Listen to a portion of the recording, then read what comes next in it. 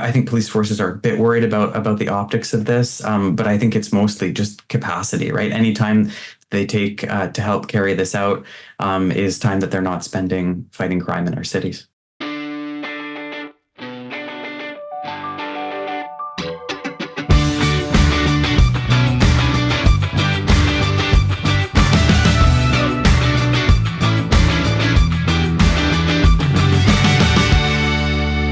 Friday edition of a Closer Look across the Village Media Network with Michael Friscolanti, our editor-in-chief. I'm Scott Sexsmith, Derek Turner back. As usual, important topic tonight. We're talking guns. Yeah, this is we've seen this gun amnesty program and the buyback program that the government's had. It's something, I haven't followed that closely because I'm not really, I don't hunt. I'm not, I don't, but lots of people I know do. We live in Northern Ontario. There's lots of people that spend October hunting whatever they hunt, deer, moose. Zero interest. But what's fascinated me is the recent headlines day after day of local police forces in Ontario saying how we're not going to participate in this buyback program. It just makes me think, okay, I need to know a little bit more about what this is and how it works. Yeah. And, to backtrack, everybody knows, I think it was 5 years ago or 6 years ago, the Trudeau government banned like hundreds of, I think more than 2,000 different makes and models of assault rifles, which suddenly meant that, thousands of people, I assume, who purchased these guns legally are now have this contraband in their house. It's suddenly going to be illegal. Yeah. So there's been all kinds of grace periods for people while they figure out how they were going to, deal with this. So they've now the feds have introduced a buyback program where you can register online, say, okay, I have one of these weapons. I'm going to register here so I have it, and I'm going to eventually get compensation for this. And I guess the government was hoping that some police forces would be collecting points for this, and police forces are basically saying we don't want to be a part of this. Yeah, we have enough things on the go. We don't want to be a part of it. So I just think it's a good opportunity to kind of start from the beginning and get a history lesson on why this program exists, why the ban was put in place, whether it was the right thing to do at the time, and whether targeting these legal gun owners is the best use of our resources in terms of fighting gun crime in Canada. So Noah Schwartz is a professor of political science at the University of the Fraser Valley. He's also one of the leading researchers on gun policy in Canada. He has a great book out called Targeted, Citizenship, Advocacy, and Gun Control in Canada. And he's just a super thoughtful person who's he's dug into this issue more than most people. Right, Probably, there's probably, you count on one hand how many people know their gun policies in this country better than he does. And he was kind enough to spend some time with us. I am looking forward to this conversation because I'm going to learn a lot, and I think a lot of other people will too. 5 years ago, the Trudeau government banned more than 2,000 makes and models of assault-style firearms, including the notorious AR-15. The change begged the obvious question, if you bought one of these guns back when they were legal, what are you supposed to do with it now? The answer took years to materialize, but a program is now live for owners to report those firearms for eventual destruction and receive compensation from the government. Simply put, Ottawa is going to buy back the guns. It's a controversial initiative, to say the least, with many saying it won't do a thing to actually lower gun crime in this country. Joining us tonight to help explain all of the angles is Noah Schwartz, a professor of political science at the University of the Fraser Valley in beautiful BC and author of the book Targeted, Citizenship, Advocacy, and Gun Control in Canada. Noah, long intro, but worth it. Thanks for joining us tonight. We appreciate your time. Thank you so much for having me. No, I think it's best if we start this conversation with a bit of a history lesson. What triggered the widespread ban of so many assault-style firearms? Was it one event in particular? Yeah, so this actually goes back to before 2019, when we see this pop into the Liberal platform as a potential election promise. It had been sort of floating around in the ether for a while, especially after the massacre in New Zealand, when the government brought in a very swift ban and buyback. And this was a very popular move internationally. The Prime Minister of New Zealand, Jacinda Ardern, at the time, received quite a bit of acclaim internationally for this. And I think the Trudeau government thought that this could be a political winner in Canada as well. Fast forward, of course, to that spring of lockdowns in 2020, and you have the Nova Scotia massacre, where dozens of people lose their life, and the government sees this as an opportunity to introduce this legislation, and they announce in May of that year a ban on 1,500 models of what they label assault-style weapons. We'll get into that. That there was just such a tragic case. Well, actually, let's jump into it now, Noah. What we know for now about that case is most of those guns were illegal guns. Is that accurate? Yes, that's correct. Most of them were illegal and smuggled from the United States, from Maine. So they didn't even originate in Canada. The shooter didn't have a firearms license, so he would not have been eligible to legally buy those firearms in Canada. So I think that's really at the heart of this whole debate, isn't it? Noah, people are saying, you're targeting the people who are licensed and are following the rules, when the real problem is people who are finding guns illegally. Yeah, I mean, mass shootings are really what we would call outlier events, with the exception of the United States. In the United States, we can definitely kind of see a pattern there. In Canada, they happen sporadically and rarely, and sometimes with firearms that, as we said, didn't even originate in Canada by people who aren't eligible to legally buy guns. So if we look at more repeatable instances of gun crimes, what we see, especially in places like Toronto, Montreal, Ottawa, most of these guns that are being used in sort of everyday shootings are also coming from the U.S. Noah, how many of these now banned assault-style weapons are there in Canada? Do we have any idea whatsoever? We really don't. There are a number of estimates flying around, but the reality is that most of these firearms were non-restricted weapons, which means that there was no requirement to register for them. So you mentioned at the beginning the AR-15. That was a restricted firearm with sort of a more restricted classification. And so it did need to be like a handgun registered with the government. But the overwhelming majority of the guns that were banned were non-restricted. And of course, since the dismantling of the long gun registry, there was no requirement for owners to register them. So the government really has only estimates.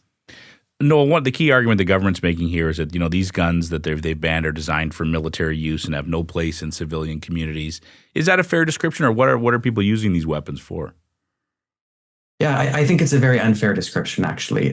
Firstly, since 1990, we've had very strict laws in Canada limiting magazine capacity, right? So the thing that we see in the literature that's most effective for reducing the number of deaths in mass shootings, for example, are things like bans on large capacity magazines. So in the US, you can have a rifle with a 30, 50 round magazine, something like that. In Canada, they were, since 1990, limited to 5 rounds. So we haven't had high capacity magazines in Canada for over 3 decades. The majority of these guns, to own a firearm in Canada, you have to have a lawful reason to do so. And self-defense is not considered a lawful reason, unlike in the United States. So the people who own these own them for hunting, for sport shooting. You'll hear the talking point a lot. Yeah, you can't use a semi-automatic rifle for deer hunting. There are people who do, but mostly they're used for predator hunting, things like coyotes, that especially in rural communities like where I'm living in Abbotsford, we got a lot of farmland, and coyotes are a big problem on farms. So it's disingenuous for the government to make that argument, especially when they offered the guns to Ukraine, and Ukraine said, no, thanks, we don't actually need these. Noah, is there a huge difference in the steps that you have to go through to get firearms licenses in Canada versus, say, the U.S.? Definitely. So in the US, the only really federal requirement, if you're buying a gun from a licensed dealer, is to get a instant background check at time of purchase. And of course, we know famously there are ways that people get around this through private sales, through the gun show loophole. In Canada, it's a completely different system. So since 1990, we've had a really strict licensing system. You have to go through the licensing process, which involves taking a course, passing 2 tests, so a written and a in-person exam with a score of 80% or higher. You're subject to daily background checks. When you apply for your license, you have to provide character references. Your spouse has to sign off. And if you had a recent breakup within the past 2 years, you have to get the signature of your ex-partner on that form or provide their number to the RCMP. There are restrictions on where you can take your firearm, how you have to store it. As I said, on magazine limits for people with semi-automatic firearms. So it's really night and day. Since the 1990s, we've had the big ticket gun control items on the list that the literature shows are proven to limit gun fatalities. That's very true. Thank you for that. I appreciate that, Noah. So we have a situation now where thousands of these models are going to be illegal as of the end of the year. I believe around October is when it fully comes into force. So at that point, a person who has these can actually be charged with a criminal code offense if it gets to that. In the meantime, what's happening now? The government's saying register if you sign up now, we'll get the ball rolling on compensating you for these guns. Yeah, so I've been saying since the beginning that this program is going to be more difficult than I think the government bargained for. And we're kind of seeing that play out now. It's been 5 years since the ban. Of course, if you look at Australia, if you look at New Zealand, their buybacks were carried out within a few years. Very, very quick turnaround. It's taken Canada a lot longer. There's been a lot of messaging issues with this. For example, the day before they launched the pilot program, the Minister of Public Safety is caught on a hot mic by one of his tenants, saying that this program is maybe a bit more about politics than actual policy. And this has really hurt trust amongst people. First of all, taking 5 years to do this, it gives a lot of time for the program to be exposed to scrutiny and really, really harms the legitimacy. Further, the government has said there's not enough money to go around. So they haven't actually budgeted enough money to buy back the number of firearms that they think are out there. And I think they're trying to use this as an incentive to get people to sign up for the program, right? The first phase has launched, which means that gun owners have to essentially register the fact that they have one of these banned firearms. Because as I said, the government doesn't know if they do or not. And it says, sign up soon. It's first come, first serve, but you may or may not be compensated. We can't guarantee that, especially because the government also doesn't have the ability to carry this out in certain provinces like Alberta and Saskatchewan. And as we mentioned before with those police forces, there are very, very few police forces actually willing to help them with this. So it's really, the government doesn't even, I think, have a clear plan of how this is going to get done. Yeah, it seems all over the place. So you mentioned Alberta. Said some provinces are not allowing it at all. Do they have the authority to do that? It's really tricky. It's a thorny constitutional question. Really, it should be the authority of the federal government, but because of the way policing contracts are done, it gets kind of complicated. So I think Alberta and Saskatchewan so far have proved that they can resist pretty effectively this federal legislation. And we're in Ontario, obviously, and we've seen a lot of Ontario police forces put out statements in the last week saying we're not going to participate in this buyback program. It doesn't look very good when the local police force are saying, we don't want to be part of this. What's their reason? Is it because of cost? They don't want the additional costs, or why are they saying no? Yeah, I think there's a couple of reasons. First of all, there's a huge amount of demand on police forces already. They're operating on tight budgets, and they're dealing with a huge amount of problems that police haven't had to deal with in the past. For example, the toxic drug crisis and things like this. So I think they're overwhelmed already just doing the job that they need to do. I think also they realize that the optics of this program are potentially bad. Police forces who have participated, for example, the police force in Cape Breton, I think that participated in the pilot program, I should say. I think they caught a lot of flack for that, and we saw the chief of police resign shortly after. It's not clear if that was due to the buyback or not, but the timing looked a bit fishy. So I think police forces are a bit worried about the optics of this, but I think it's mostly just capacity, right? Anytime they take to help carry this out is time that they're not spending fighting crime in our cities. Yeah. Noah, how's it been received so far? How's the response been? I think from gun owners, I think there's a lot of folks who are very, very frustrated with the way this program has been carried out. Obviously, if you've owned one of these firearms legally for decades and you've used it responsibly, you've complied with a strict licensing process, you've stored it properly, you can imagine if all of a sudden the government decided that your car was too dangerous to own, you can't drive it anymore, it's got to sit in your driveway for 5 years or your garage, and then we'll buy it back, but we may or may not pay you, right? That would generate a lot of frustration. So I think the community of gun owners is feeling very frustrated. And I think, once again, not being able to guarantee compensation for everyone means that there is the potential that a lot of firearms are going to be left behind by this buyback, which is going to generate, I think, more insecurity than the program actually solves. Yeah. That's the big question right there. No, I did read somewhere, I think as of last month, more than 22,000 gun owners have reported these firearms. So that's the number, the latest number that we have. Does it surprise you that it's been that much? No, there are likely hundreds of thousands of these firearms out there. So I think, once again, it touches on the incentive structure of buybacks, right? The people who are going to sign up and participate in a buyback like this are by nature the people who are least likely to misuse these firearms, right? You're getting the most law-abiding people because they're actually willing to go up and sign up and say like, hey, I have an illegal gun, please take it from me. So I think, we will see some participation in the buyback, but I think it's the guns that get left behind that I'm more worried about. Noah, if you were advising the government, what would you say to them at this point? Would you just say scrap this thing entirely? Yeah, I mean, they have a number of well-tread exit strategies from this. It's proving that it's not the political winner that I think they thought it was. Public opinion is souring on it because, once again, it's been exposed to scrutiny for so long. Research is coming out showing that this actually doesn't really work. So I think the government, their best option would be to, obviously reverse the buyback. I think that's maybe politically dangerous. An easier way for them to do it would be what's called grandfathering. So this is what's been done after other gun bans in Canada, is that the government will say, okay, if you're one of the existing owners, you can keep these firearms and use them. But, after you pass away, they have to be handed in, which is, what the government's done with handguns. So I think for them, that's probably their path of least resistance. Yeah, they've sort of backed themselves into a corner on this one. Yeah, it does seem that way. What happens down the road if we actually go through with this and it finishes and some people get paid, and that moment comes where a police force comes across a whole load of these guns that are now technically illegal?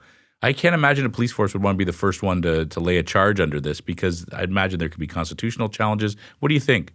Yeah, I think it's going to be really politically tricky because you're charging people who are otherwise law-abiding citizens and have possessed these firearms for a long time. So I think there's going to be a lot of reticence on behalf of police to charge people. I think when they do, it could get messy in the court system. And of course, when you're setting up an interaction between police and an armed individual, there's always a lot of room for that to go south. Yes. And that scares me. Yeah, absolutely. Again, the main crux of the government's argument is that this program is going to make our communities safer, vibrant, and more inclusive. Do you think there's any accuracy to that at all? I don't think the data bears that out. There's really no evidence. I just recently completed a pretty large project looking at, assault style weapon bans, looking at buybacks and things like this. And there's really no evidence in the literature that these are going to make us much safer, especially when we live next to a country that has more guns than people. We share the world's largest undefended border with them. And it's quite easy for criminal elements to have access to guns either through that or through the emerging trade in privately manufactured 3D printed weapons. That's a great point. We live in Northern Ontario. A lot of my close friends are hunters. They have firearms. I'm not into this, not my thing, but I know how passionate they are about what they do. And what they say to me is, you're targeting the wrong person here, right? I'm the most law-abiding person. I lock up my guns. I have all my hunting licenses. I do everything I'm supposed to do. I'm the epitome of a good citizen, right? What can we do to actually do more to tackle the problem of these illegal guns coming over the border, or any type of activity like that that's actually illegal and actually criminal? Yeah, it's tricky. I think on the one hand, investing more in intelligence operations to disrupt cross-border networks is always going to be a win, right? It's just like, if we think about the war on terror, the thing that really reduced terror attacks on planes wasn't necessarily, more airport security. It was the intelligence work that goes into disrupting these networks. So I think investing in intelligence is always a good investment. I think also looking at community-based programs to go into the communities where gun violence is concentrated and happening, and trying to disrupt people, get them out of the gang lifestyle, right? Incarcerating someone, we spend over $300 a day incarcerating someone in Canada. If we can invest that money in prevention, in getting people out of the gang lifestyle and giving them a pathway to a good life, we can actually reduce the demand for illegal guns rather than constantly chasing a supply that we really realistically don't have control over. That's right. You're a professor, you're a researcher, you're a smart guy. Obviously, I can tell from our conversation today. I think part of the frustration is our government's too focused, in this case in particular, on just the headline and the spin, as opposed to doing a deep dive into what the data shows us and what actually will make a difference instead of making a good headline. Yeah, I mean, there's always political considerations when it comes to policy, and I think the Trudeau government was very, very focused on image politics. I think the Carney government has shown that they are a bit more serious about policy, and I think that's why I've been surprised that they have not yet reversed course on this policy. It seems like it would be a pretty easy Trudeau era policy to kind of very, very quietly move backwards on, in the way that they've moved backwards on other policies from the Trudeau era. So I'm hoping that, a more serious government will now take this more seriously. Yeah. Maybe this podcast will be the turning point. No, you never know. You never know. There we go. Anything could happen. Noah, before we let you go, anything else about this issue that we didn't cover that maybe we should have? I know, as I said, whenever I get the chance, I like to argue in favor of these, community-based policing and community-based violence interruptions programs. This is what the literature shows works. These programs give the government way more bang for their buck, and they improve the lives of people in communities that are struggling. So I think that's a better investment if I could talk to politicians directly. All right, good stuff. There's Noah Schwartz, a professor of political science at the University of the Fraser Valley in BC. Noah, we appreciate your time. Have a wonderful weekend. We think your weekend will likely be better than ours, and we know why. Well, thank you so much. Okay, we should mention the reason that we said Noah's going to have a better weekend than us, because he's expecting a child with his partner at any moment. Yes. In fact, we thought he may not have made it. Yes. Right? How committed is Noah? When we emailed him yesterday, he said, "Sure, I'll come on." He goes, "The only reason I'll cancel is because we're having going to be going into labor." And I said, "Okay, well, that's fine. But if you could bring your computer to the hospital, that'd be great." But no, he was fantastic, and it's an important conversation because, like we said, this is making headlines kind of every day. First of all, people are interested in how the amnesty program is going, but also that local police force, including a lot in Ontario, are saying, no, we're not going to. We have enough things on our plate. Yeah. This isn't. And it's also they're saying, from the way I read between the lines, is we're here to fight crime and make our communities safer, and this does nothing to make it. So we're not going to waste any. I'm going to put one person on this, is basically what they're saying. Here's one thing that stood out to me as Noah was differentiating between the process in America versus Canada of getting your gun license. Did a quick little search in 2025, 425 mass shootings in America. Yeah. 420 people killed, almost 2,000 people injured. Yeah. I mean, I think draw your own conclusions. Yeah, those are the numbers. Those are the numbers, and we love stats. We learned that yesterday about hallway healthcare. See, show us the data. That's right. There's the data. Yeah, but I mean, there's no doubt we don't have that problem we do not. in Canada.